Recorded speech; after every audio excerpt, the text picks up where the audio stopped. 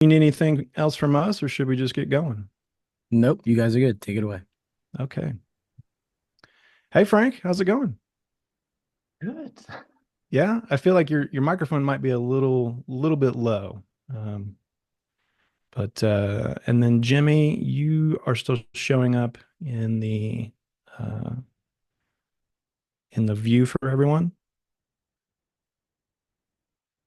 But let me share my screen and we'll see if that goes away. Is that better? Yeah, that sounds a little bit better. For those of you asking in the chat if this is going to be recorded, it is going to be recorded. So don't worry if you're missing anything.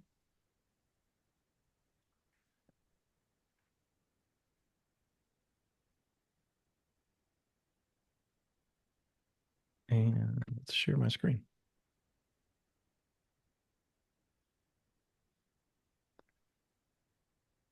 Okay, I think we're about ready there, Frank. How you doing? Pretty good. Pretty good. I'm trying to kill some app to free up some resources on my side. Yeah, cool, Yes. cool. Well, thank you for being here, and sorry for the delay, everybody, for getting going here. But I think we've got pretty much all we need working now. I can hear Frank, I can see Frank, and yeah, so that's those are the main important things. And yeah, so I guess welcome. Thank you everybody for being here, and thank you Jimmy on our team to helping get everything running for us behind the scenes, so it makes life a little easier for Frank and I. Um, for those of you who are asking in the chat, we are recording, and so this will be available to you later if you have to step away. And don't worry too much about that. We've got a lot that we're going to be talking about today for the next couple of hours, actually. So I say we go ahead and just dive right in and get going. So, my name is Jason. I've maybe met some of you. I've been doing some of these webinars now for a while, and it's really good to see so much, so many new people here and such a good turnout. I've got with me, of course, my friend Frank Boucher from the .NET advocacy team at Microsoft Azure. Frank, you want to say hello and introduce yourself? Hello, hello. Yeah. So cloud advocate at Microsoft for a while, focusing on .NET since 2024. So this year, I've been doing .NET for a long time, but now transitioning more like focus on .NET and like all thing Azure. Yeah. And AI, of And course. Working at it, Microsoft, you need to have yes, AI. everybody's talking about AI these days. And for those of you I haven't had the pleasure of meeting, my name is Jason.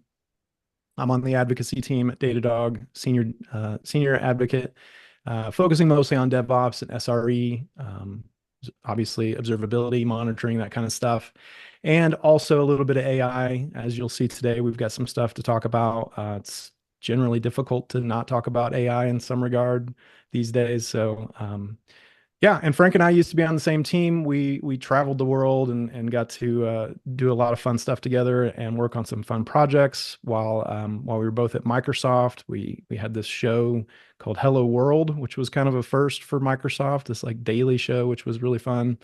And when I started to figure out who I wanted to work with on today's webinar, Frank, obviously his name rose right to the top. I've been looking for an opportunity to come back and do some fun stuff with Frank since leaving. So this is just going to be a fun day. I'm really, looking forward to just hanging out with Frank. He's got a lot of cool stuff he's going to be showing off around .NET and just Azure in general. And yeah, so let's share a little bit about the agenda for today. So, some of you probably know we've got kind of a split agenda. We're going to spend the first 30 minutes, maybe a little bit less or so, doing what we call a fireside chat. Although I don't know about you, Frank, but I did not set up a fire anywhere. I guess I could have done something with my screens behind me. But Yeah, no, didn't set any fire today. we'll just, yeah, we'll burn it down later.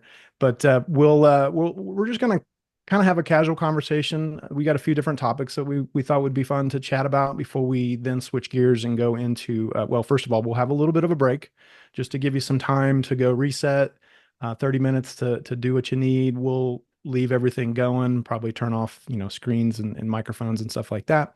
But then we'll come back at 30 minutes and pick up from there. And what we'll do is we've got some slides and some demo stuff to show you, both in code and in browser. So we'll spend roughly 60 minutes, really just how much, depending on how much time we got left, but somewhere around there, going into a deep dive discussion around obviously .NET stuff, but Frank's got some really cool things he wanted to share around .NET Aspire, which is kind of a new thing out of the .NET world. Also semantic kernel, which I was not familiar with. So we're going to be touching on that. Frank used a little bit of semantic kernel wizardry to get our demo working that we'll show off.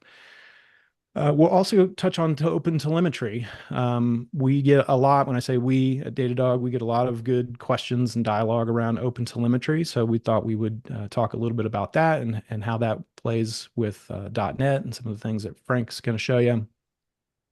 We are going to go into Azure OpenAI and just talk a little bit about that. Frank's got a nice demo that actually makes some calls to an Azure OpenAI service that we'll be able to look at within Datadog, which is kind of fun. And then last, the Datadog LLM Observability. We'll talk about how that works, how that plays into some of the things that we've gone through today with our application. We'll go into our demo org in Datadog and really explore some of the LLM observability just so we can see everything that's available to us and really kick the tires there. So we'll have some fun with whatever time we have left at the end to just kind of poke around inside there and show you some of the stuff that that we're able to extract from your AI applications and how you can see that kind of stuff. So with that, I say we go ahead and switch gears into our fireside chat. And I'm going to set a timer here. And our first subject, I think, Frank, as we discussed, is really just I'd love to hear what's going on at .NET with, what's the newest and latest and greatest. I know we're going to talk a little bit about Aspire, but I'd love to just hear what's new, what's going on at .NET. Yeah. Well, we thought it was making sense because like today demos will be in .NET, though you don't need .NET to do OpenTelemetry. You don't need Aspire to do .NET or OpenTelemetry, but that's what the focus will be today. .NET, well, we're really, really close of version 9 being released. So the release candidate is already available since .NET is open source. Like you could try the early bits, as we say, coming on. But the major difference, and I took notes because obviously, like you play with some stuff, but not all of the news. I will just making sure I didn't forget anything. I took some high point, but performance. Sorry, I have a little tiny French accent here. Performance Springlish. improvement. Like there's a lot of great improvement over there. There's an enhance WebSocket API, so like for reconnection, and like all about the WebSocket improvement APIs. Oh, there's new also. I was pretty happy about that because I have like some Azure function that are well used that use that, and I will be able to update. But there's new compression options. It will manage now the tar and a few other things. So new library that helps for compression using .NET. Signal R also tracing new advanced stuff there. There's a lot of new .NET MAUI. So .NET MAUI is the library to do iOS and Android application. So it's kind of like one system and so much more. Like there's a lot of stuff. And the new release, it will be at the same time as .NET Conf coming up in November, early in the first half of November. Okay. Yeah, and I wanted to ask you about .NET Conf. We can go into that a little bit more later on, but maybe just real quick, what is the .NET Conf that's coming up in November? Or anything you can share with us around that? Are they still looking for material? Do they have a program set up No, or the call for paper has been closed, I think, last week. okay? Um, it's an online conference, so .NET has been doing that for a while. It's not just from Microsoft, so a lot of community will also like be presenting things, a lot of Microsoft MVP. It's online. It will be available after, but obviously, like when you watch it live, you can ask question, and there's always place for a question and stuff like that. And it could be very deep technical. So there's um yeah, like it's code. Like you see code, expect see code and like complex and advanced stuff also. Yeah. Okay, cool. I'm looking forward to seeing what the program looks like. I know you've got a couple things you've submitted, so looking forward to hearing what comes from that. But I've never been to, or never participated in .NET Conf, but I've heard a lot of good things about it. So looking to see what that shapes up to be this year. So good. So And a lot of people are watching. yeah, awesome. Well, so to just go a little bit further into the conversation around .NET Aspire and the application that I've been more familiar with, and some of the stuff that you and I have worked on in the past, is really around .NET Blazor applications. Hmm. And I believe those are, well, I'm not even going to try to define what those are in terms of what the difference is, but maybe you can help us out understanding like what is a .NET Blazor app, and how is that different than .NET Aspire? I know you and I have had some conversations around that, but maybe you can help some of those on the line who aren't familiar with those two terms, just understanding the difference between them. Yeah. So Blazor is the new way to construct application in .NET, and it gives you the possibility if you want to not do any JavaScript or very little, and use what still use .NET for the stuff. Usually, you will have to use JavaScript.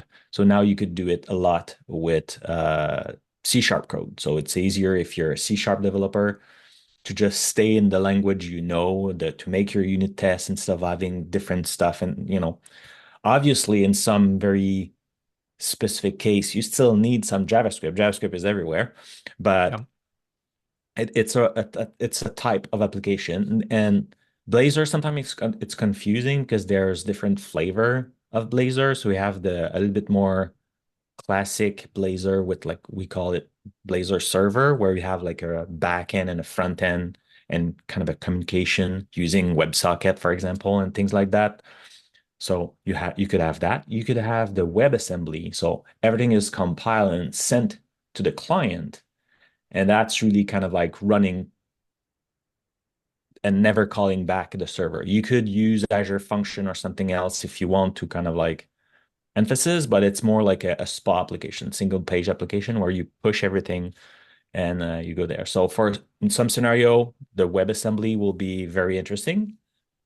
In others, having like a server as a backend will be better. So like there's no better solution for any cases. It's flexibility, so it's interesting. Um, and so that's a kind of a type of application. And .NET Aspire I'll we'll talk more about it later, but it's not a type of application. It's more like a set of tool and best practices. They're not best practices, but a set of tools, let's keep it that way, that helps a developer when it's time to have a complex application like our microservices, and it will just make it easier when you're on your computer developing, and even kind of help you prepare for a deploying in the cloud, for example. So originally, way back when we worked on several applications. In fact, you and I used to stream on Fridays working on different harebrained ideas that we had around Yes. applications. I think we were working in Blazor most of the time. Hmm. I think at one point I had assumed that Blazor was really for front end stuff only. I think, some of the comments you made around JavaScript made me just assume that it was only for front end applications, but it sounds like that's not necessarily the case. Is that right?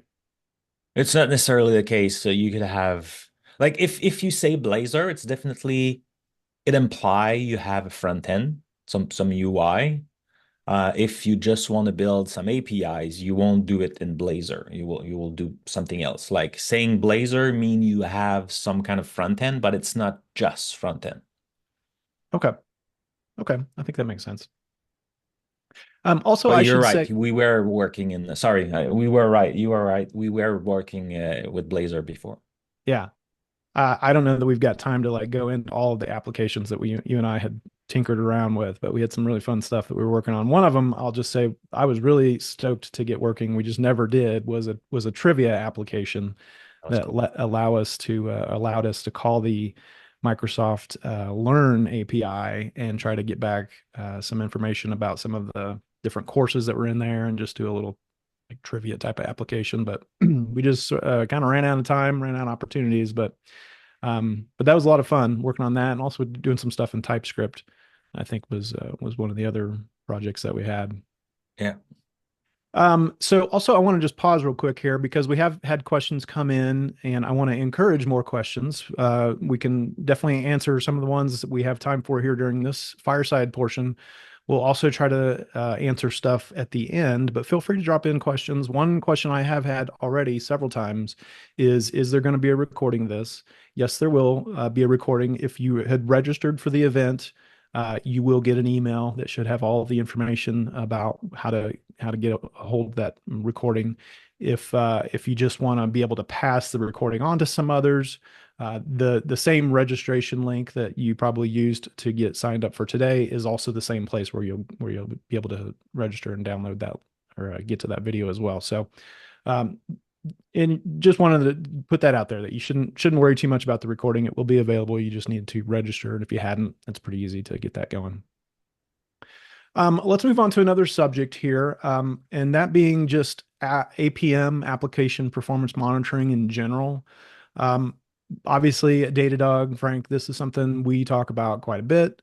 We've got SDKs and ways to get performance monitoring from all kinds of applications, every language. And I'm really just kind of curious of what the .NET developer, sort of like the casual .NET developer or the standard .NET developer feels about APM. And yeah, so maybe you can just share a little bit of your thoughts around what developers in the .NET world think about application performance. Yes. Well, it's always been like for how can I, for developer, it's always been like I think we all agree that's a good idea. It's like unit tests. We all agree that it's a good idea. Nobody argue anymore that unit tests are useful. Now we apologize because we didn't wrote them. I feel application performance monitoring as a developer in the early stage of an app, it's maybe not the first thing that jump into your mind. Mhm. One thing that Aspire will really helps is like by providing that out of the box when you integrate Aspire to your project. And I will show that a little bit more later. You will have a dashboard and you will have a lot of telemetry and visibility on like what's happening and helps to say, hey, like why this API call is taking so long or like and like oh, I'm doing like five calls instead of like doing just one. And like you will be able to improve your app this way.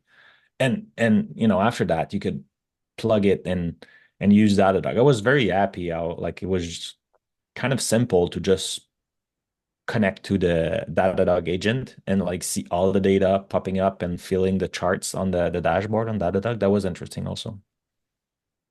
Yeah, and it's to me just very fun to go in and see all of the data that you have available to you when you start, because well, first let me back up. When you said it's not necessarily the first thing you think of, do you feel like that's changing at all? That developers are starting to consider the performance of their applications and want to know more about the traces and the calls that are being made and how long some of those calls. Is that something that you hear the term shifting left when it comes to security and QA and stuff like that?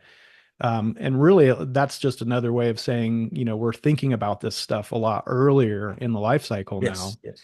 And I think the same thing holds true for APM. I'm totally with you. I feel like a lot of developers, and not just .NET developers, but a lot of No, developers no, in yeah. general, when they start to create their applications, we're really focused on what we're doing, just trying to get like maybe a proof of concept, get some stuff actually working before we then go back and try to instrument things to make them work a little bit better.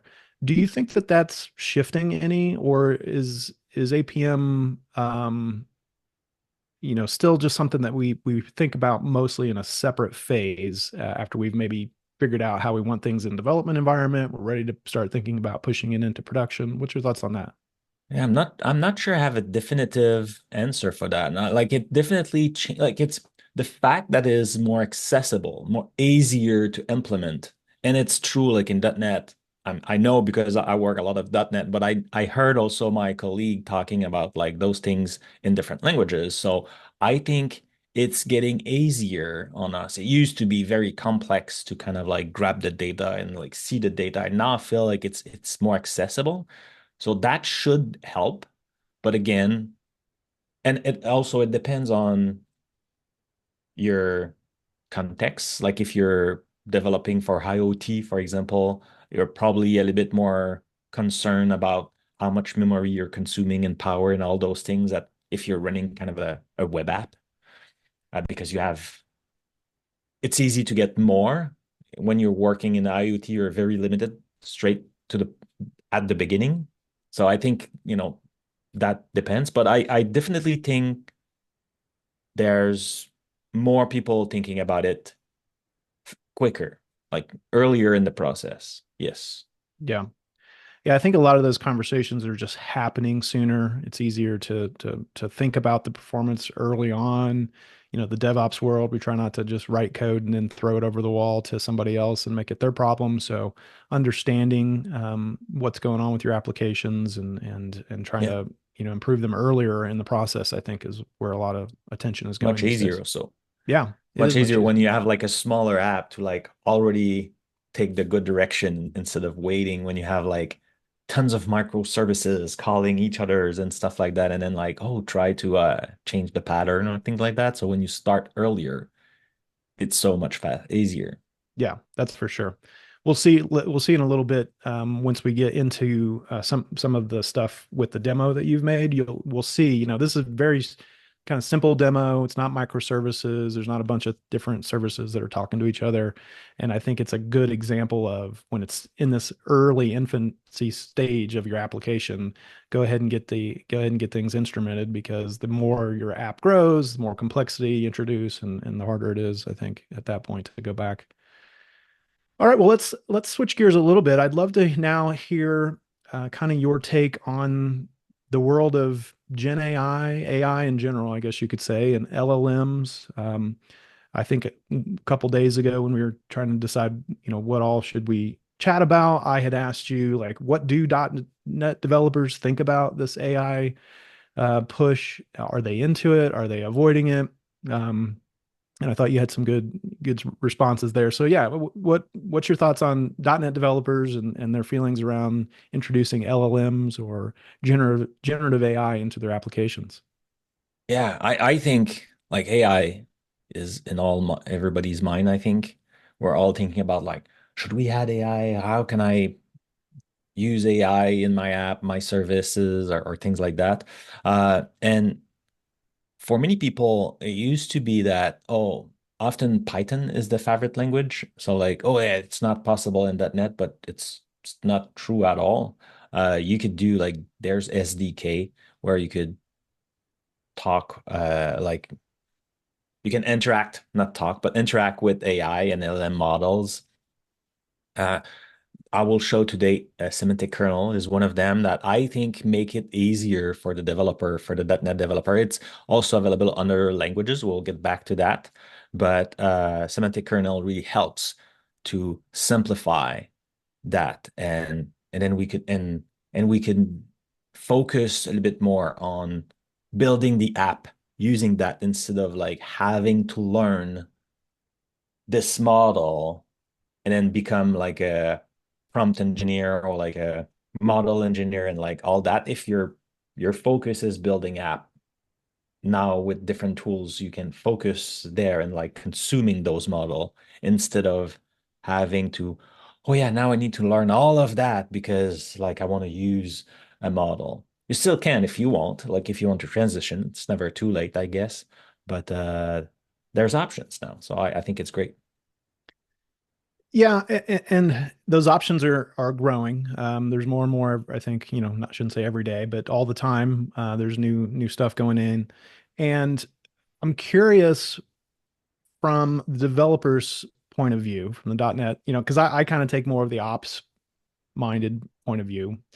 Um, but when it comes to adding in AI in whatever shape it looks like into your application, what do you think is something that makes developers the most nervous? Obviously, you're introducing this like new thing into your stack. It's non-deterministic, just in the nature of how these things work.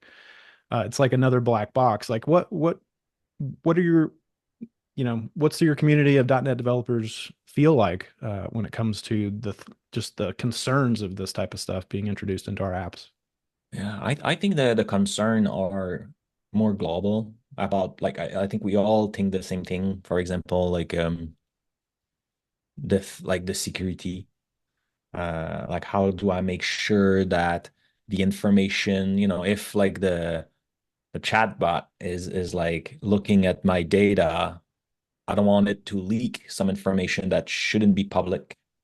So we're all worried about that. There's some security in place, and at Microsoft, there's a team dedicated at breaking the rules, just to like improving them and just like hacking and just like, okay, let's destroy that thing. Mark Krzanovich did many different great talk about like how to jailbreak AI and things like that. And the result was massive improvement of the security. So I think we're all thinking about that, like making sure. And then it's after that, it's also because it's generative AI and it can hallucinate and stuff like that. It's how can we make sure that it's only the good answer or the helpful answers that reach our users? Because obviously you don't want to send them in like a wrong direction or like insult them or whatever. So keeping the control, I think it's part of the challenge also. Hmm. Yeah, and it's good point that you made around hallucinations and just general threats. I feel like that's the type of stuff that keeps us ops people up at night, not really knowing what's going on with our applications that we're trying to manage and keep running. Yeah. And some of the things that we'll show later when we get into the LLM observability demo that I'll be showing from like our demo organization is just what you were talking about, being able to identify certain things like hallucinations, or if the application was unable to respond at all, just really the quality, the evaluations is what it is of the application, the LLM components of the application. So being able to shed some light on what is going on and tie a lot of the application performance monitoring into the calls that are being made out to whatever LLMs you might be using, and seeing all that in one place, I think is really helping to create this mental model of like what are our applications doing, how are they interacting, where do we have these threats or these hallucinations and things. When I say threats, like threats to the application, not just threats to you know um, the data necessarily, but making sure that the user experience is what we're after. So it should be pretty fun to dive into that towards the end of our session today. The next topic that I wanted to touch on here in our chat, fireside chat section is around OpenTelemetry. When we first got together and started hashing out some ideas about what we wanted to talk about today, OpenTelemetry came up simply because this is this is an area that we or a framework that we hear about all the time. I know when I started at Datadog, people were asking me what my opinion was on OpenTelemetry and what's Datadog's relationship with OpenTelemetry. We'll get into some of that a little bit later, but I'm curious what .NET developers think about OpenTelemetry, or maybe just at least your own position and thoughts around this as you've started to tinker with it. Yeah, so just like OpenTelemetry, what's that look like to .NET developers? Well, if I'm not mistaken, it's natively supported since so right now the current version, the current major version of .NET is .NET 8, and I think OpenTelemetry was added in .NET 7, being natively supported there, so you don't need any extra library or anything, just it's there, so you could broadcast them or supporting that standard by default, and it's just growing. So I think like it comes natural because it's already there. So I think it's like what I like is seeing OpenTelemetry as a standard growing and being now like if you're using it, you're kind of like, yeah, I can go anywhere. Like everybody's talking OpenTelemetry now, so I could just like go and like have my stuff visible. I feel like you have all the tools, the opportunity. And Datadog is like like again, like you have a lot of option over there too. Yeah, totally agree with all that. And to me, it's been fun. I think anytime that there's a standardization around something, it opens doors for everybody. And being, vendor agnostic and language agnostic and, just avoiding vendor lock-in, I think is something that a lot of us are always mindful, and being able to really maintain your data is something that a lot of people, a lot of developers are thinking about these days. And OpenTelemetry has really opened the door to that. And as we'll talk about a little bit later on, the community of observability tools out there, such as Datadog, embracing OpenTelemetry, I think speaks volumes to just exactly what it is, and how helpful it is and how powerful it is. So I really think that this is one of the best things to kind of hit our industry in a while, being able to standardize on a lot of the metrics and telemetry that we can get out of our applications, our infrastructure, the whole stack is going to make things so much easier. So to me, this has been really fun to dive in. And I'll be honest, like before Frank and I started talking about today, I hadn't really done a whole lot with OpenTelemetry. It was very much just kind of just outside of my purview a little bit in terms of the things that I was talking about and looking into. But it's been a fun exploration to go into that, and we'll definitely be showing some more of that here in a little bit. So, okay, well, we got just a few more minutes here left in our time with our fireside. I know, Frank, I've been kind of asking all the questions here, but you were wanting to ask a little bit more about LLM observability. Um, and so I'll just give it to you, I guess, in terms of what questions you might have for us. Yeah, well, I was curious, like when we start that, uh, like has Datadog is like I think it's a great place that I've offered great dashboard to see visibility on your own data. And since, as we mentioned it multiple times since the beginning, LLM is growing, the use of LLM and like those tools exist. I was looking forward to know more about Datadog's plan on the LLM observability. That's hard to say. Um, and in this sector, like we will show a few glimpses of that today. But what's the plan? What Datadog thinks about all those things? Yeah. Well, as you know, maybe not everybody does on the call, but this is a new kind of a newish thing that Datadog has now, the LLM observability stuff. It is in general availability, so it is available to everyone.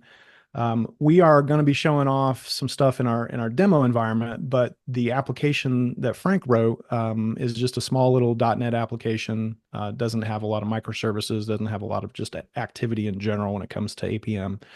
And instead of trying to force the issue and create something that we could show off, but maybe not quite show off everything, we decided to just stick with the demo environment when it comes to showing this, because I think for a lot of reasons, there's some stuff that we can highlight when it comes to how we're collecting this stuff. One of the things that I wanted to point out is that there's a Python SDK for collecting the LLM observability stuff that just works great kind of out of the box. Obviously, that doesn't help us today. We're doing .NET stuff. And so there is an API for collecting that kind of stuff, although just given the time and other things that Frank and I had working on, we weren't able to really instrument the little demo app to do that. But nevertheless, we'll be able to show you some stuff. To me, this is one of the products that Datadog has that I think has really, since the time that I've been with Datadog, this is the one that I get the most questions of. Obviously, a lot of that just has to do with, Gen AI and AI conversations in general. Um, so I'm kind of learning it as we go, because there's so many things that you can see in terms of the evaluations we talked about, prompt injections, hallucinations, all those types of stuff were previously completely, I shouldn't say completely black boxed, but you had to go to different places to see it. Maybe you go into Azure OpenAI and see your prompts and all that kind of stuff, um, and and also maybe some of your tokens and being able to track like what your costs might look like, all that kind of stuff. So now to have one place where you can see all that kind of stuff is really nice. And obviously we're just at just at the tipping point here, not tipping point, just at the beginning of things, I should say, when it comes to what this will look like, moving down the road. So I'm really excited about the LLM observability tool, although we didn't really have like a great demo to show you in terms of how .NET can put it can populate a lot of the things. It's still something we could have done. I think through the API we could have pulled off some pretty interesting things, but just showing you in the demo environment should give you an idea of what that tool does and how that might be helpful as you start to put together stuff. We'll be able to see in .NET Aspire a lot of the metrics and traces and logs and stuff, but then being able to see that over in Datadog in line with some of the calls that are, excuse me, that are being made to your LLM, whether that's local LLMs or something in the cloud, all of that in one place, I think makes developers' lives a whole lot easier. So yeah, I'm not sure if that's a great answer for you, Frank, but I'm excited about it. It's something I've been looking forward to actually talking about and hopefully building an app around. And that's definitely on my to-do list. In fact, I gave a webinar not too long ago on logic apps. You'd be very proud. Frank taught me everything I know about logic apps. But I did a logic app demo that talked to just the standard OpenAI, and I found out later that the Azure OpenAI instance, which is they're two different things, had I actually spun up that instance within Azure, the Azure OpenAI one, I would have had a lot more available to me from the Logic app side of things, enabled in terms of like making calls and seeing all that kind of stuff, even within Datadog. So it's been on my list of things to go back and play around with. But once you're, even inside Azure, there's only so much you can see around like the OpenAI deployment, and you can see some stuff around metrics, which is kind of nice to be able to compare what you have in Datadog. But otherwise, you don't get a lot of information. You know what models you're operating, what model you deployed, all that kind of stuff.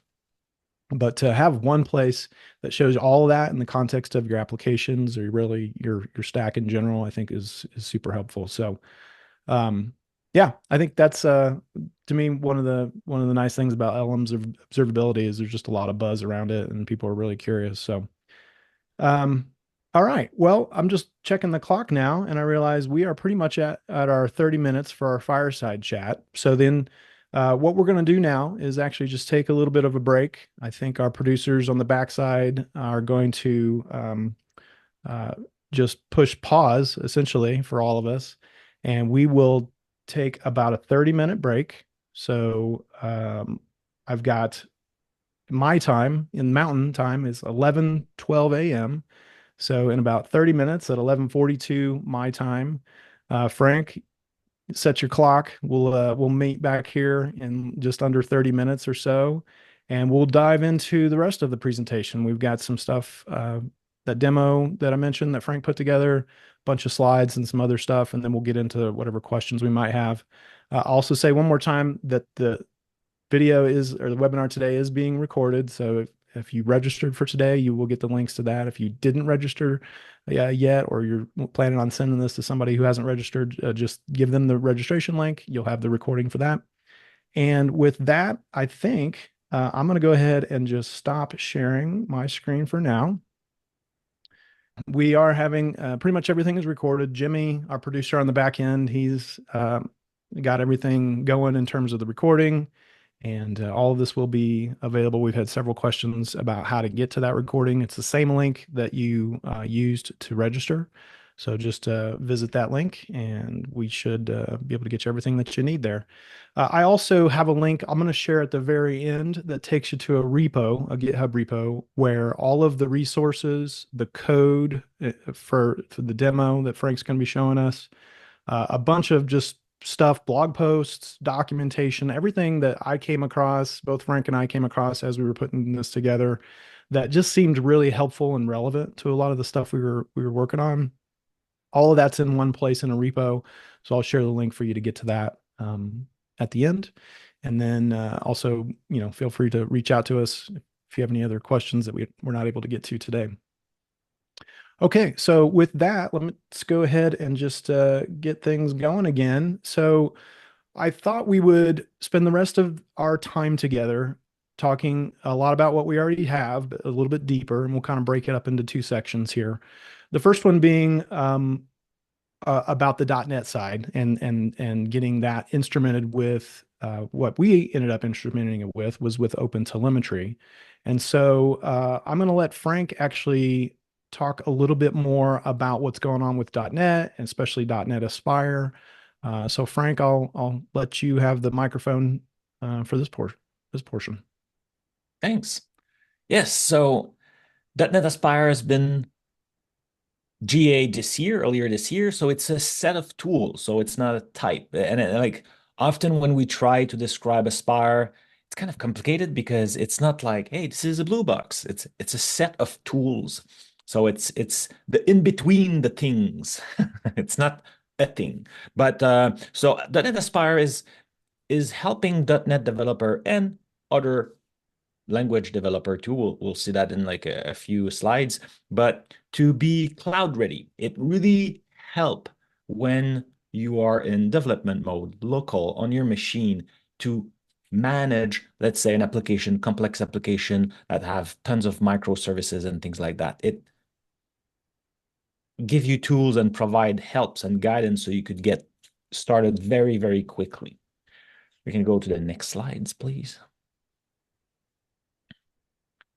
So when I say set of tools, this is like the main major one where we have like smart default. So we'll see that pretty soon. I will show a solution where we could definitely see that. And when I say smart default, what does it mean? It means, for example, we're talking about the cloud. So we're talking about connectivity with different APIs and things like that. So what's your retry policy? Do you have one? Well, if you implement .NET Aspire, it will automatically inject that into your solution. So you don't need to think about it. You can totally customize it, override it if you want, but by default, just by adding .NET Aspire, you will have retry policy. That's one example. Like there's plenty other that happens. We'll have orchestration. So thinking today, I went over simplify, like I have a very simple application. So it's not microservices because I was balanced between having something to explain microservices and things like that, but then it makes more code and stuff like that. And like you don't need all of that to get started with telemetry and like all those things. So today we have like one app. So like there's no orchestration, but when you have multiple services or when you have a database, an API, you need your front end to call that one, and maybe you need to pass a connection string and some things like that. Well, with .NET Aspire, you just say, hey, this project reference that one, and that's it. You don't have, so when you deploy those, the port changes, the connection string change, Aspire will take care of that. They still exist, but when you are in development mode, sorry, I just smashed my mic. When you are in development mode, you don't need to care about that. You should be caring about your app. Is it working? Are you fixing the bug? Are you improving the performance and stuff like that? But that really helps. Service discovery, same thing. Like if I'm saying, hey, I want to call API 22, you just call it API 22 and Aspire will again match it to the service the API you need, and like it will just work. So that's pretty cool. I have plenty of component. I should have updated my slides. They recently changed the name of component for integrations.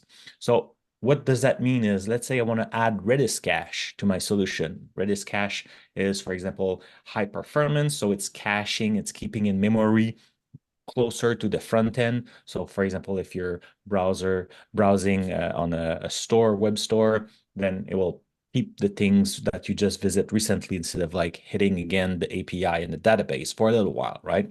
So let's say you want to add Redis to your app, you could just say, hey, add Redis.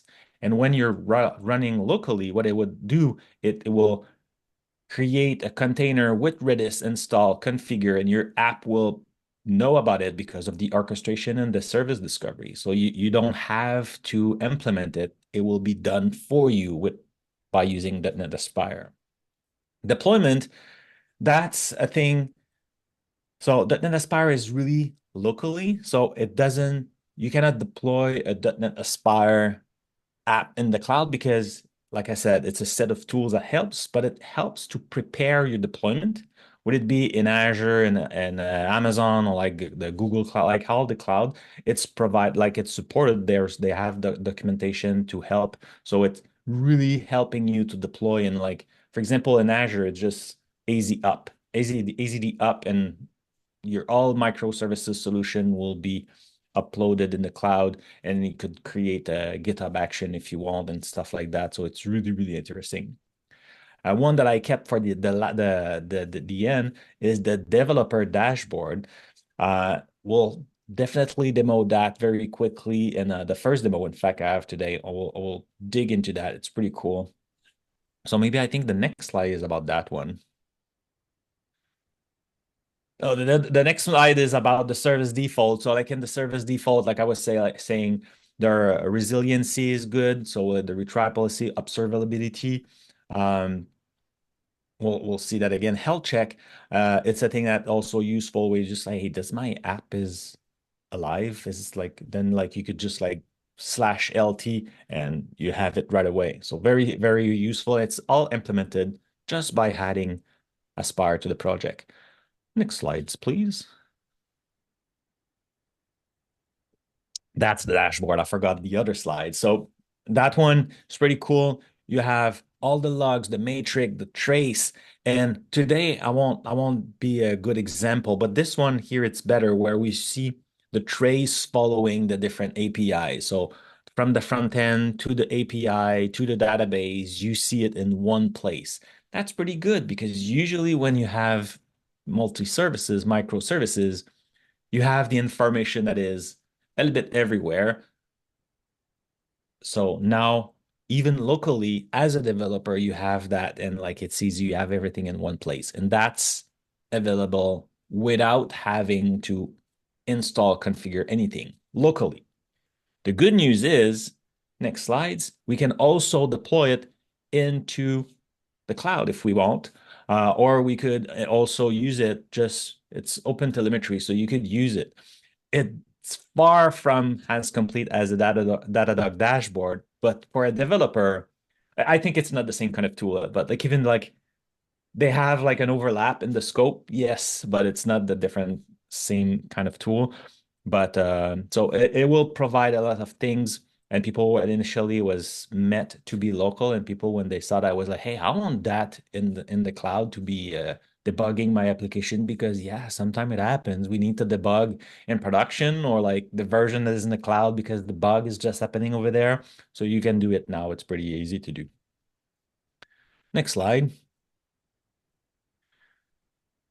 I was talking about the integrations or the component, depending on like how old is the blog, the information you read on internet. We are trying to change the vocabulary. It was just changed a few weeks ago to instead of component, we use integration. So you have plenty. I'm sure in the future, like maybe Datadog could have one. Like there's plenty. It's open source.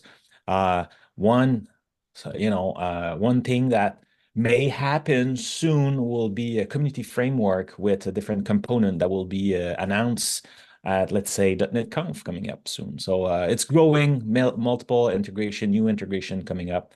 And there already plenty are there. So very, very interesting because you can add so much functionality into your app without effort. You're just like adding one line and that's it. After like maybe more if like there's configuration that you need to specify, but it's very, very easy to do. And like I mentioned, it is very flexible. So it's supported in different cloud. You could do it with Azure. You have the Azure Developer CLI that exists, the AZD. So you just do like AZD, the deploy, and then it will create the infrastructure you need for your application. It will analyze, detect what it is, and then create the infrastructure if you approved it. And then like you could deploy it very fast, very easily. It will also know if you do some change and then want to redeploy, could create some CI/CD. So like I was mentioning, GitHub Action, for example, it will do that for you. So AZD was really meant to make it easier for developer to kind of like pass that DevOps barrier or like step and like try to really blur the line, I would say, and help them to get into that cycle earlier in the game and like understanding what's happening. So that's really good, really helpful. So Aspire is compatible with all of that. And well, .NET Aspire, even if like .NET is in the title, obviously I will own like always talking about it with like a .NET app, but you could totally use it with other languages. Like one of my colleagues has a great demo with different JavaScript frameworks. So here we see different resources, and it was Angular, React, Vue, and like Weather API. Like, there was plenty of different language that was used inside the solution, and that in Aspire, like in the dashboard, you could see all of it. So it's compatible with all of the others languages. And I think that takes us to the demo. Frank, are you ready to share your screen? I can stop. I'm ready. All right, let me go ahead and stop the share on Just click mine. share and I will override the. Oh, that's interesting. Let me move you aside. And I will move this here. And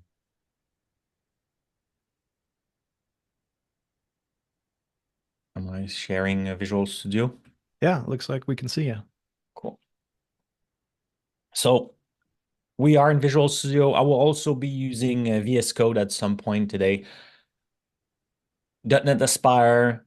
You could do it even in CLI. I code a lot. If half of my time I'm on Linux, so I don't have the full-fledged like how the friends like to call it the big Visual Studio. I'm using VS Code a lot of time because on Linux it's cross-platform, and you can totally do it. There's a few nice little things that Visual Studio will do for you, make it a little bit easier.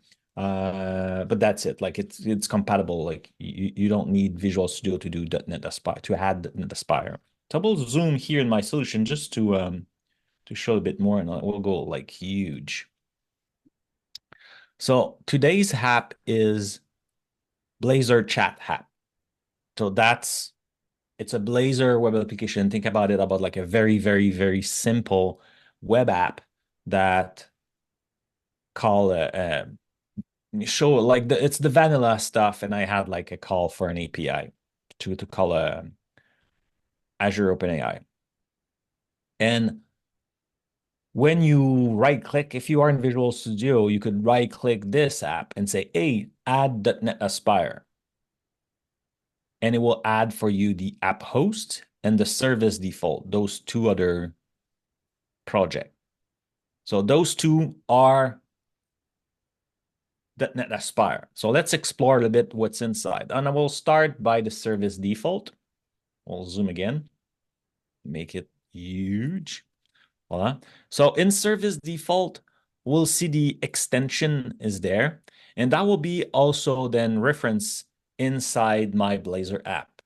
We'll see that I will show you the line in the main C# class.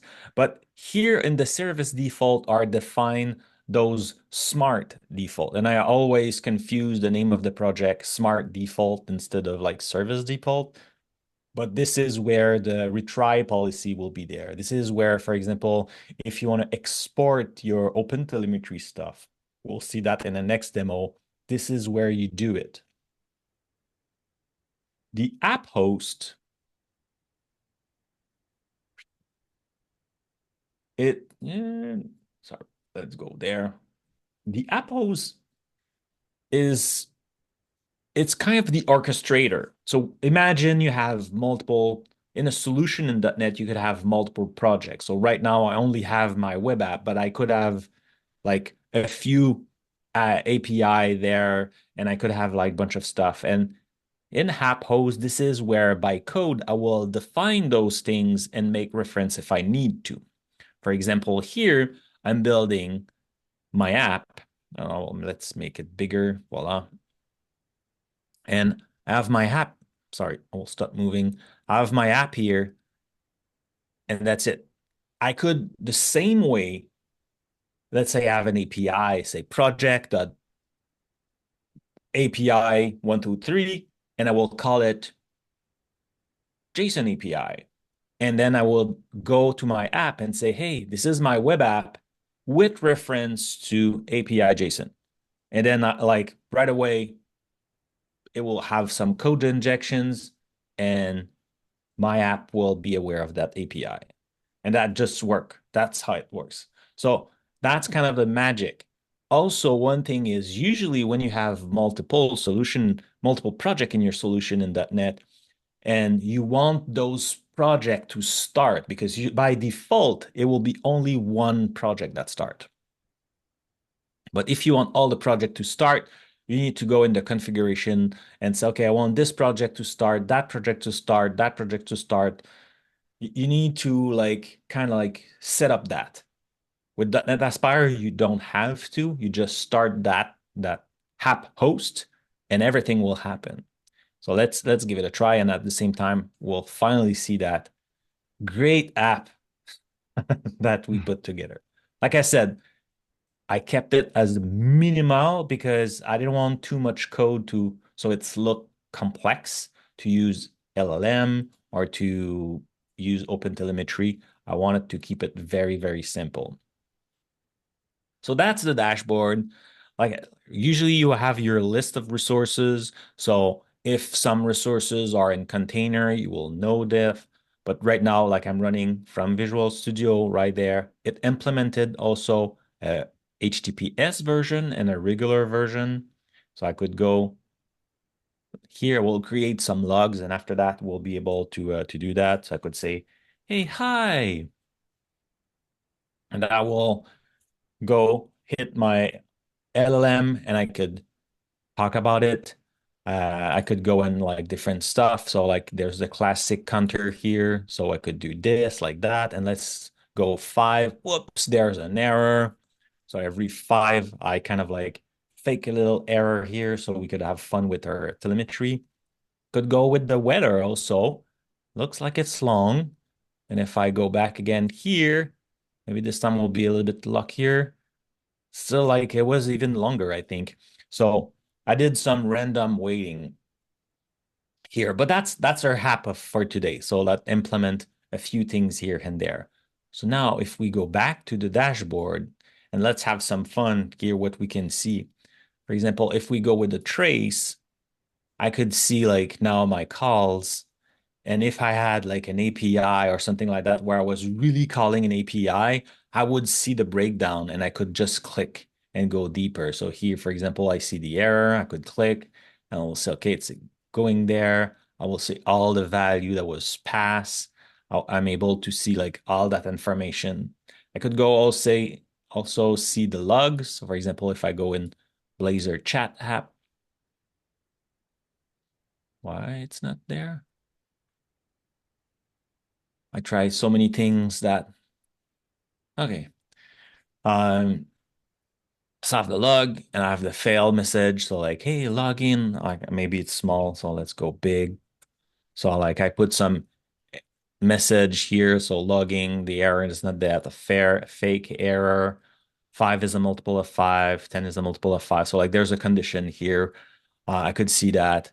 I could see some matrix depending on like the or talking about the OpenTelemetry. So I could see like many different matrix. So I have all of that available without any effort.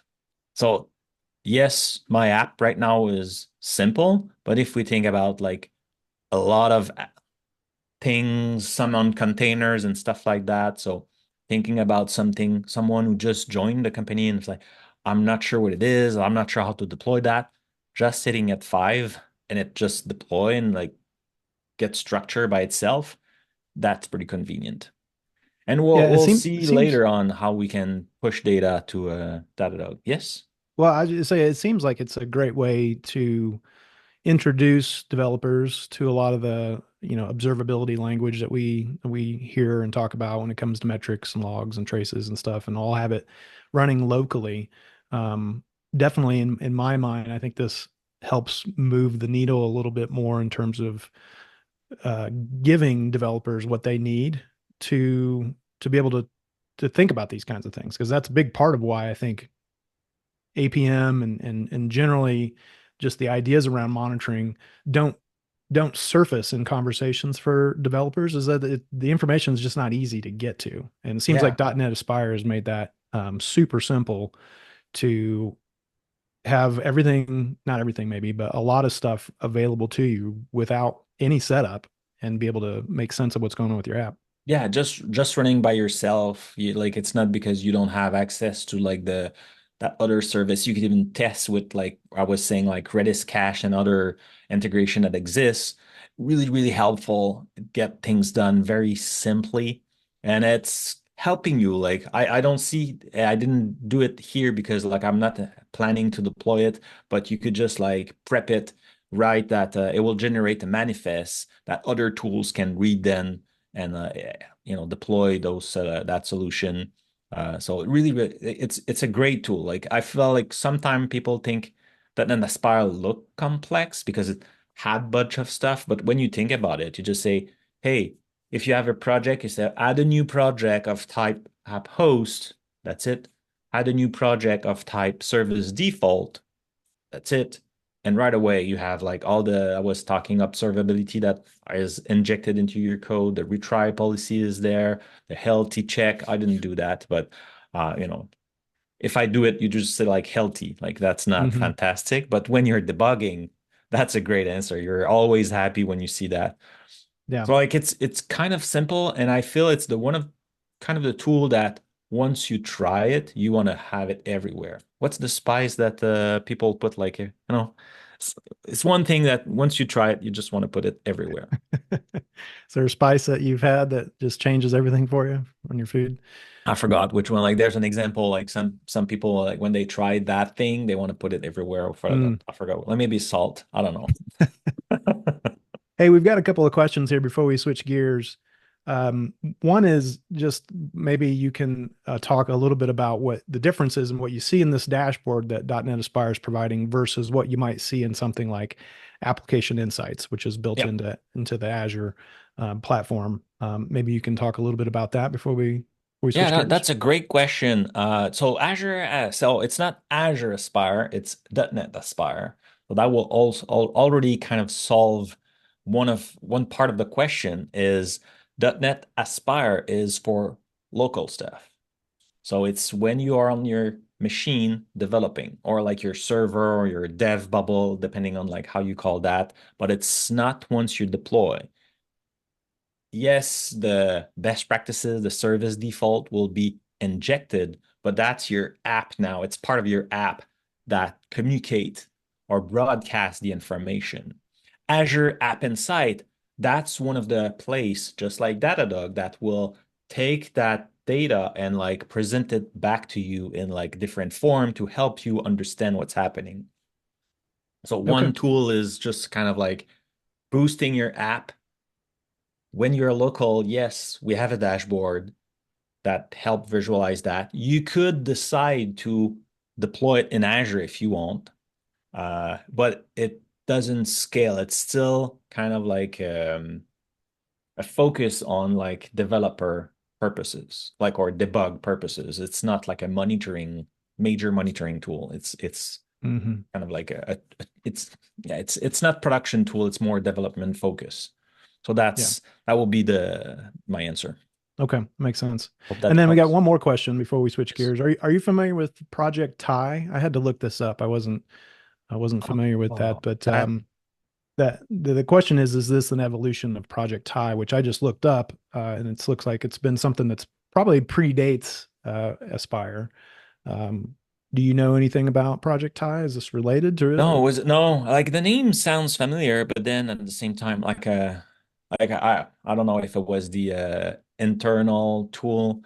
Hmm. Um but it's a set of tools, so different project. I know like there's Aspirate that exists also that will help you then after that to push it to Kubernetes. Like there's plenty of tools that are around in the same are complementary, I would say. Hmm. But Okay. no, like I will have to search that after this call. Yeah, it says it's an experimental developer tool that makes developing, testing, and deploying microservices and distributed applications easier. But that's something from 2020. So, yeah, I don't know if it's officially, an evolution, but it does seem like that's all working in the same direction. Aspire is open source, so you can always go and check on GitHub and then Yeah. see if you see some similarities. Maybe it is. I just don't know. I didn't check. Yeah, no problem. Well, let's keep moving forward here because we've still got a lot to get through in the time that we have left today. So let's switch gears and talk a little bit about OpenTelemetry. Frank's already touched on some of it. I mentioned in the fireside chat, OpenTelemetry, often referred to as OTel, is an open source project that you can find out there. I've provided the URL here if you'd like to go take a look at it. And I think it's worth noting that this is one of the more contributed to what better maintained CNCF projects that's out there. You can see in this graphic here that it's up there with Kubernetes in terms of just PRs and issues and just activity on that repo. So it's very very well maintained and contributed to. Like I said, we've even got quite a few people here at Datadog who are major contributors to that. And one of the things I'll mention here in a moment is the relationship that we've had with OpenTelemetry is really, what's a good word I'm looking for, but just really nice to have. There's no contentious things about open source projects. We really encourage people using them. And I think, just to give everybody a high level understanding of what OpenTelemetry or OTel is, I took this straight from their documentation, so I didn't get any of the language wrong, but it's first and foremost a framework. It's a standard that's been created so that you can use it in lots of different places. And it's something that's widely distributed and easily found and used in all kinds of places. Mostly, I would say for traces and metrics and logs, kind of like a lot of the stuff that we saw the Aspire dashboard was collecting. That kind of stuff is part of the OTel collector, which gets sent over to whatever endpoint that you're using. In this case, we'll be showing some stuff in Datadog. But first and foremost, it's a framework. The other part that people really love about this is because it's just a standard and all that, it makes life a lot easier for us as developers to avoid any kind of vendor lock-in. We can take our data and use it in lots of places, and whether that's commercial tooling like Datadog. You could be using something like Jaeger and Prometheus, but there's lots of ways that you can visualize the data that's being collected by OpenTelemetry. It's not an observability backend. I think that's another important part to keep in mind. Datadog, in our case, is really the backend that's collecting all of these metrics and traces and logs, and then being able to display them for you. And then the last thing, or a second to last thing here that they have in their docs, is that it's really focused on the generation, collection management, and the export of telemetry. What you do with it from there is kind of up to you. And that's, kind of the main, I guess, message I think is important to share here. And then one other thing that they've got in their docs is that for OTel, it's a major goal of OpenTelemetry is that you can easily instrument your applications, your systems, no matter what language, infrastructure, or runtime environment. And then the storage and visualization is left up to us. So that's pretty much what we've done here today is been able to scrape out a lot of the things that's going on in this simple application that Frank put together and be able to see that kind of stuff over in Datadog. So many of you have probably been aware of OpenTelemetry. You've been playing around with it for a long time. You may even remember it back when, before it was actually OpenTelemetry, before it was Open Census and Open Tracing that were merged together. I think around 2019 or so. And around that same time, Datadog had contributed its instrumentation libraries to the OpenTelemetry project. So we've been involved with OpenTelemetry from the very beginning. And today, we still really uphold that commitment to actively contributing to the project, and not just this project. There's a lot of other projects that Datadog engineers are actively contributing to, trying to improve it and improve the support for it, both within Datadog's platform and really just in general. So I think that's a really neat relationship that we have with OpenTelemetry. The application that Frank put together today, the way that we're gathering our metrics, I think is best described in this image here, which I also got from the OpenTelemetry documentation, if I can get my words out. And I'll let Frank go into the details, the implementation details when he gets into the code for this. But I also wanted to point out that we've got some documentation within Datadog that I shared within the resources that shows essentially what we've done here today. So we're using the OTLP ingestion method through the Datadog agent. And I've got just a few things here to highlight. And Frank, again, will be showing you how to do this within the code. The OTLP is just sort of the standardized, data that's coming, or method of ingesting the data that's coming over into Datadog. And that'll, again, make much more sense whenever we show that code off. So I think actually at this point, Frank, if you're ready, we can probably hop over and talk a little bit more to that Yeah, in the demo. I can show that. All right, let's go ahead and switch screens to you.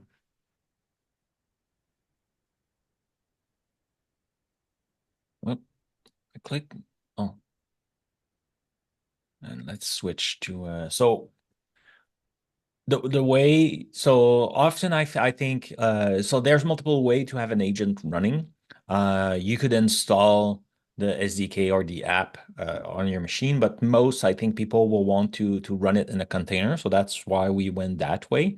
So here I'm, like I told you, I was about to switch from Visual Studio into Visual Studio Code just because my Docker Compose file was not part of my solution. So here it's my Docker Compose file, and I have different service. I can make it bigger. Well, I think it would be good. So I'm creating a service here. I'm using the Datadog agent image, and I'm opening a bunch of ports. Again, just following the documentation. Docs was pretty clear and like had all the information we need to do. Like I'm just showing my key right now, so I'm going to scroll a little bit.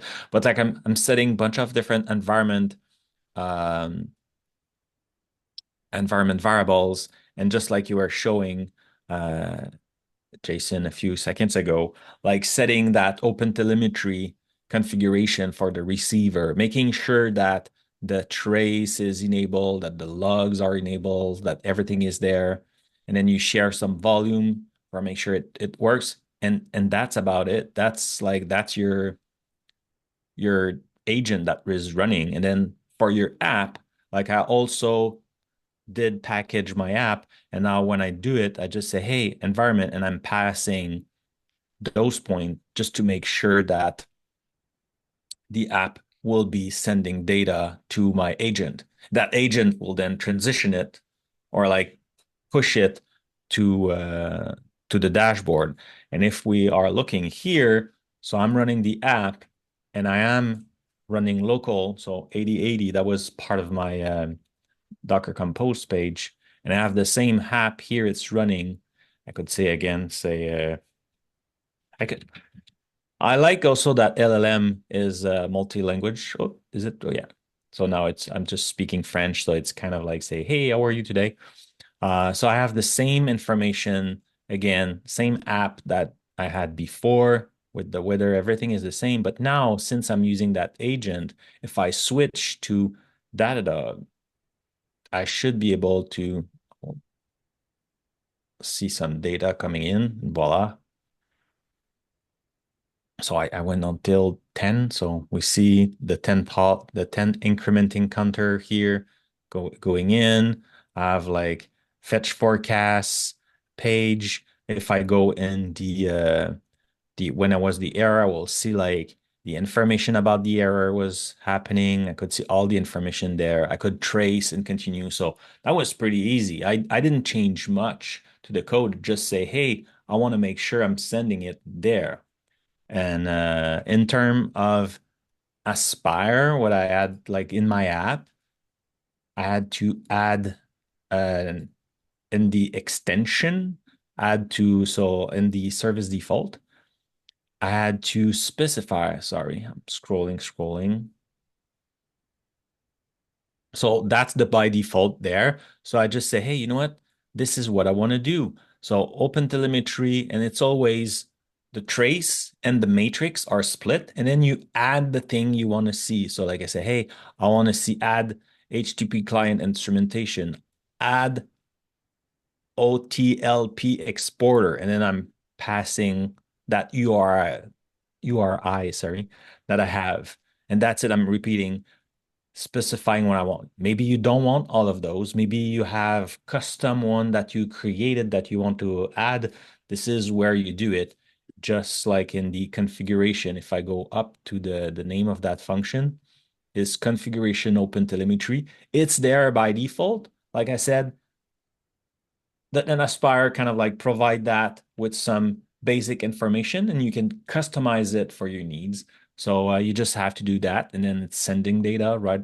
Just like this, it's sending data to Datadog and you can see all your data over there.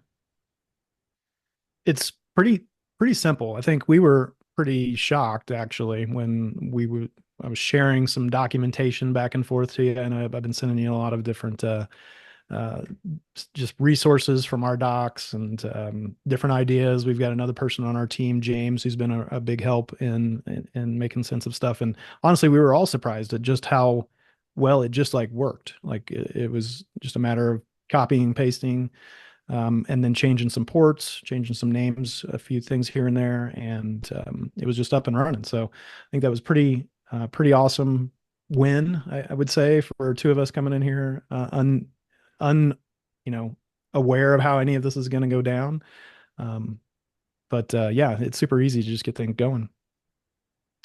So I want to be mindful of our time here, so we're going to keep moving here a little bit, and we'll talk now just a little bit about the semantic kernel because I know that that was instrumental, to use a fun word there, in how you got all this to work. I know you're using a couple of different models. You were using a local model, and then we spun up an Azure OpenAI instance and put a model out there for you to go play around with. So maybe you want to talk about semantic kernel just a little. Yeah, so I will go fast, but semantic kernel is a new set of tools. It's an abstraction layer. There's SDK in different languages, so .NET, Java, Python. It's really helpful because instead of like learning really how that LLM model works, you could focus on the code part and just like consume it. There's different tool that exists in that semantic kernel, that framework that helps you. So if you go to the next slides, where you could have plugins. So I'm using one here that I didn't demo. I should have. So we would have like hit two target with one stone.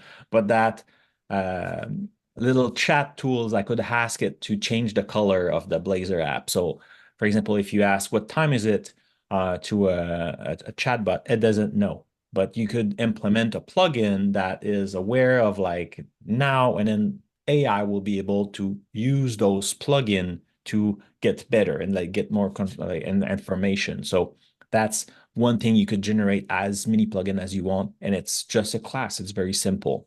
You could do planners. So think about planners if, for example, you want to know what kind of recipe you could do or what, for example, what do you need to buy to do a pizza? Uh, like if you compare with the like the whatever you have in the fridge. So you have a series of event. You need to get the list of the ingredients you have at your disposal.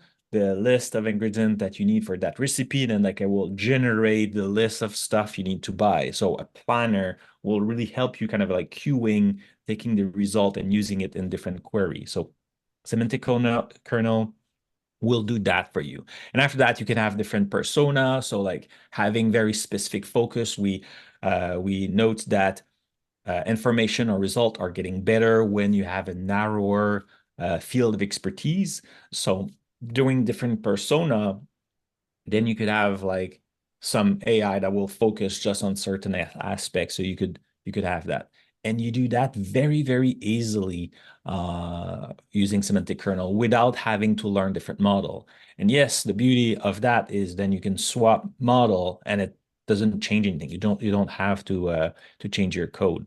What I did in this demo, and like the code is available to you. So Jason did like a GitHub repo with all the links, Mm-hmm. and I put there all the code, and you have like the snippet to use Azure AI, two different flavor of Azure AI. If you want, a GitHub model was there. I run Olama in a container locally. So I put like everything with all the instruction also for you to try different um, architecture if you wanted.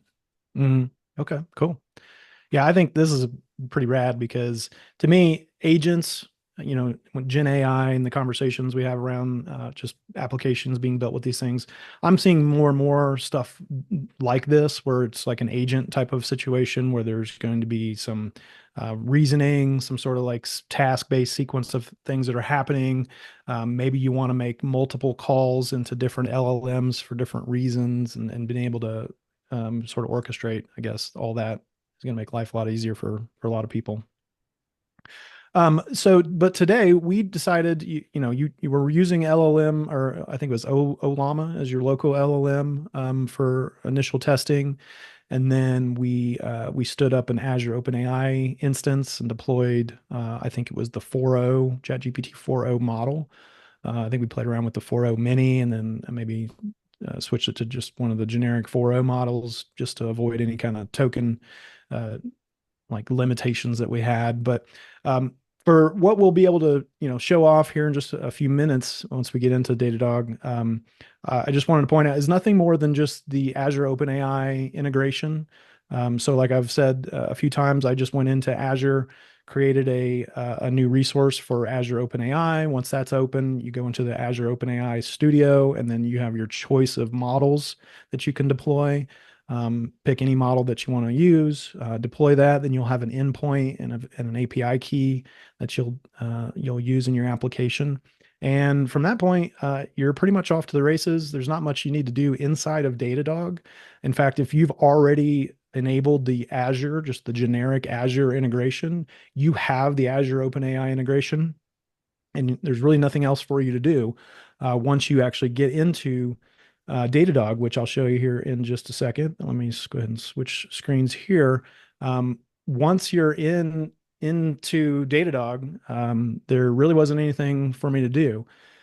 Now, I'm going to just kind of switch gears a little bit, and I know Frank has already shown some of this stuff in terms of the inside of Datadog and what you see with the APM stuff. I'm in here at the APM Explorer and just looking at, we've been playing around with this for a couple of weeks now, I guess, off and on. So looking at all of the different calls that have come in, and we can come in and look at, the full trace. I like the flame graph. I think that's the neatest thing here, and kind of come in and get right down into the error, that sort of fake error that you were talking about earlier.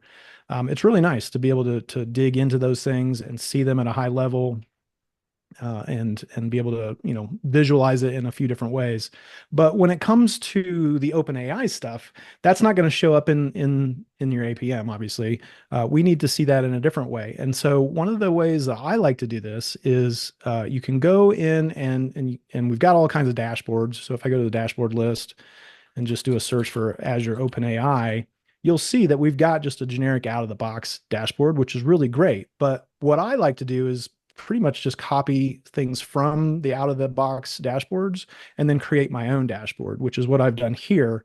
that takes all of the things that I think are relevant and interesting, regarding a lot of the API APM information that we've shown is up here on the left. I've also, basically just visualized a lot of that same information in a variety of ways and threw them in here so we can see the different types of traces that are happening, the trace count. Here we can see the count by resource name, so you can kind of get an idea of all the different traces that way. And so, just for the sake of time, I'm not going to go through every one of these, but it's really nice to be able to pop open a dashboard and see all that stuff in real time for the APM. But then right below that, I can come down here and look at all of the data that we're collecting through the OpenAI integration as well. And so I can see I've got a couple of instances that are running out there. You can see the number of requests and the token usage, which obviously is something we want to keep an eye on for cost, making sure that we're not, spending much more than our budget is allowed. I've created another little section down here that actually allows me to go in and see a little bit more detail on those tokens, the ones that are being, they come over as the inference tokens, the ones that are coming back as prompt tokens. You can see the completion tokens. And so to have all this, in one place makes life real easy. And that was all done just through the OpenAI integration that I shared with you. It was super easy to get started. I don't know, Frank, if there's anything really to show on your end worthwhile in terms of the code switching back and forth between the local model and the OpenAI model. Does it make sense to show anything there? Or should we just keep Oh, moving forward? it's 3 lines of code. I could show that if people are interested, or like. It's in the repo, so just for again the sake of time, let's maybe move forward a little bit. But it is, pretty simple to get all that going. And if you are testing locally on your own models, just for a variety of reasons, it's not that big of a deal to then change the endpoint and add your API keys and your different environment variables and all that to make sure it's safely talking to what it needs to. Okay, well, let's now move forward and talk just a little bit about LLM observability in the time that we have left here today, which some of you are probably familiar. I'm seeing questions in the chat about LLM observability. And when I say LLM observability, I'm talking about the Datadog, um, product that allows you to go in and see what's going on with your LLMs and all that kind of stuff. And there's a few things that I wanted to just point out as I guess maybe the benefits or the selling points or like the big takeaways on why people are using this tooling. A lot of it has to do with the evaluations, and we'll see in a moment when I go into the demo, being able to see your prompts and spot things like hallucinations, spot things like prompt injection, just being able to see if like the LLM didn't even respond at all that type of quality stuff. Having that in one place is really helpful. Also, whether you're looking for contributing factors to problems that are coming up, different. One of the things that you'll see is that you can actually understand sort of the chain of events that happen within your app. And so being able to align that type of stuff, your LLM calls along with your APMs, really helps you get to what's going on when there's a failure. The other one that I've already kind of mentioned is keeping an eye on your costs. As I mentioned with your tokens, all that kind of stuff is directly related to your costs. So having that kind of stuff available to you as well as performance is very helpful. And then kind of to the point where I was talking about with prompt injections and just keeping an eye on sensitive data, whether that's personal information, email addresses, IP addresses, all that kind of stuff. Having one source to be able to look at that is really helpful as well. And sort of to put a bullet, I guess, or an exclamation point on all that. These are just some screenshots before I actually dive in and show you what's going on. But being able to have that end-to-end troubleshooting, where you're mostly just merging the APM stuff with your LLM stuff and be able to see that in one place end to end makes life a lot easier when it comes to debugging and troubleshooting what's going on with your applications. Again, being able to have one place to see what's going on with the application, what's going on with the models that are being used, all that kind of stuff is super helpful. One of my favorite visualizations in the LLM observability tool, it's a little bit of a tongue twister, is the clusters view, which allows you to break things down by topic. And you can do some fun coloring of different sections depending on what it is you're trying to figure out.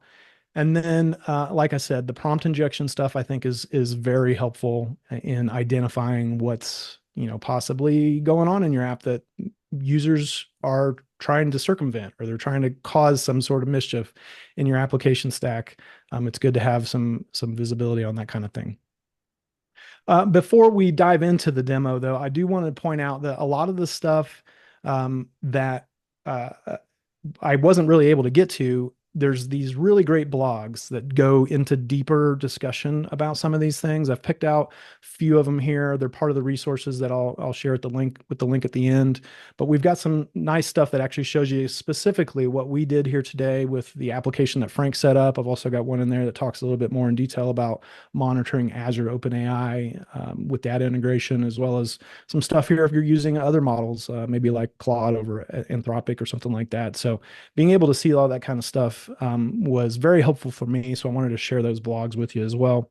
And then another resource that's also part of the links that I've shared, which I thought was really cool. I'm a big fan of Jupyter Notebooks. Frank, I don't know if you have a chance to play with Jupyter Notebooks or some variation of Jupyter Notebooks very often, but they are so helpful to just really get in and understand little bits of code and like what is happening kind of step by step. And we've got a couple of Jupyter Notebooks in our repo also that I've got links to show you how that looks. So can't wait to hear your feedback after you've had a chance to go check out some of those resources. And with that, I think we are going to switch over real quick and I'll just show you a few things. I know we're running a little short on time, but let me show you a few things that I think are interesting inside Datadog here. Let me just change, let's see, change my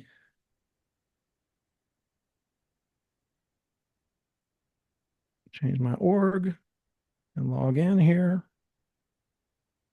and bring this back for y'all. All right, so I'm in our demo org here. This is different than what we were looking at earlier with Frank and I. And so from within here, I've got a lot more stuff to show off. So if we go into the LLM observability, right away, we'll see a bunch of stuff that's been coming in. I'm going to change this down to maybe just stuff that's happening today. And we'll give it a second to load here, but you can see right away, we've got a lot of the inputs and outputs, the prompts that are coming through, and all kinds of things are happening over here on the right to give you some ideas about the quality, the evaluations of what's going on. This one here, you can see has got a security notification on it. This one also is labeled as a negative input for the sentiment. So there's some sentiment analysis that's going on within each of these. I know there's a lot happening on here, so let me just kind of bounce around to some of the things that I like to point out. Here we can, up in the top, real easily filter on some of the errors. If I just wanted to find the errors that are happening within my application, I can do that. We can see here that there's been 40 prompts that were just unanswered, and we can actually dig into those if I wanted to, just filter on those and make sure I understand, again, evaluating like what's going on here. If we go into one of these, we can see, there's some requests that are happening in here that are definitely not necessarily the type of requests that we're going to be responding to. And so it makes sense that this didn't respond back with, anything useful at all. It was just marked as a prompt injection attempt here. And if we switch to quality, you can see it was labeled as a failure to answer. And then something else too, I wanted to point out, you can do custom evaluations, and this is all handled as the data is being sent over, whether that's through the API or through the Python SDK. But you can set up your own custom evaluations, which is really nice to, kind of make things work exactly like you want it. A few other things down here in the bottom, some ways to just get straight to the information I want to know for this particular call, for this particular trace, I guess you could say. This one's calling GPT-4 Turbo. We can see, how many tokens were used on the input as well as the output, and actually see a lot more about what's going on here, which is only just one part of the entire flow. So I mentioned earlier being able to see within context of your app and the different calls that are happening, what is actually taking place. It's really nice to be able to have that all here on the left and basically step through what's going on with your application, including all the traces that are happening up here and zooming in and out of those. all the way down to the last step of the call within your application. And having that all linked together is super helpful. Let's see. Some of the other things I talked about I wanted to show you is the clusters. I thought that that's a really interesting way to visualize our applications. We can come in here, and this is going to take just a moment here to create all that, which is kind of nice. And so from here, I can then go into each one of these calls and see what it is that they're looking for, that they're asking. About this one here, this looks like it's probably another prompt injection here. There's something really nefarious happening here. So being able to like very quickly drill into what's going on whenever there's a problem is going to make life a lot easier to understanding what's going on with these LLMs, with these new black boxes that have been introduced into our stack. One more thing. I know we're running out of time here, but let me just show you some of the default dashboards that we've got available, because I think these are super helpful when it comes to just getting started out of the box with the LLM observability. So you can start to drill in a lot more from a high level, start to drill in a lot more. We can see that there's been total of 24 malicious interactions. So same information that, we were just looking at earlier, but it's been summarized into a nice little visual for us to break down things a little bit further. Let's go back and take a look at another one. That was the overview. Let's take a look at the chains. We've already kind of looked at the chain of things that have happened in one particular call, but being able to see all of them from a high level in this dashboard is also pretty nice. And then last, if we go to the evaluations, oops, not the evaluations, the overview. We were just looking at evaluations. We'll see here, there's one monitor to set up. I haven't gone in and added any more. But again, being able to have like one dashboard that really tells us everything that's going on in our apps or in our single applications, the different ways to filter this if I wanted to filter on just specific apps and see all of the different models that have been called and all that kind of stuff, again, is really nice to have here in one place. And all of this is brought in and merged with the APM stuff so that we can see it all at a glance from within the one screen here or within your dashboard, which I think is really cool. And this is, we're just getting started, I guess you could say, with Datadog's LLM observability. There's so much more we'd like to do, and look forward to seeing how that evolves over time. Okay, well, I think we are pretty much at time or over time. So I'm going to bring us back to our slides here and hopefully have a safe landing. Frank, thank you so much for joining me today and talking about what's going on with .NET and what's going on with Azure and helping us put together a little demo that shows how easy it is to start shipping some of that stuff over into Datadog or anywhere really when it comes to OpenTelemetry. It seems like it's really just dead simple to start measuring that stuff up, or start collecting that stuff up to measure.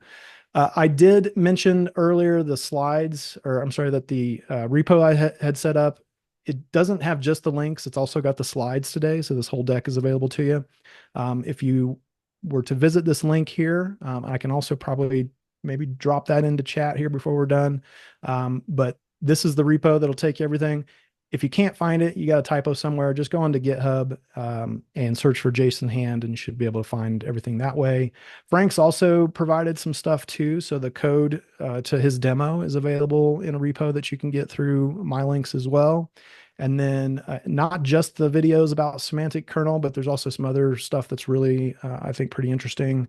Other resources to check out are in that demo or in that repo as well. Here's just a few of them. So if you have a chance, I encourage you to go check that out, and feel free to reach out to us. You can track us down on LinkedIn, send us a message, send us a question. And with that, I'll say thank you so much. And let me just look through the questions real quick, Frank, and see if there's something we can answer in the time that we have left. Let's see. Well, if questions comes later, you can always find us on socials. Yeah. I think a lot of these are really good questions, but I don't know that we have the time to go into all of them very deeply. Yeah, I think, tell you what, why don't you just reach out to me on LinkedIn with any of these questions that we weren't able to get to today, because I think a lot of the ones that you have are kind of specific use cases to everybody's own situation, which is, kind of normal, what we expect. But um, we'll go ahead and close our screen here and just say thank you everybody who's joined us. There's been quite a few of you who have been on and hung out with us through all of this, and I look forward to hearing your questions. If you want to reach out to us, we'll be uh, more than happy to try to answer those for you. And Frank, any last parting words before we say goodbye? Thank you for the invite. It was awesome doing something with you again. Yeah, so fun to get together with you.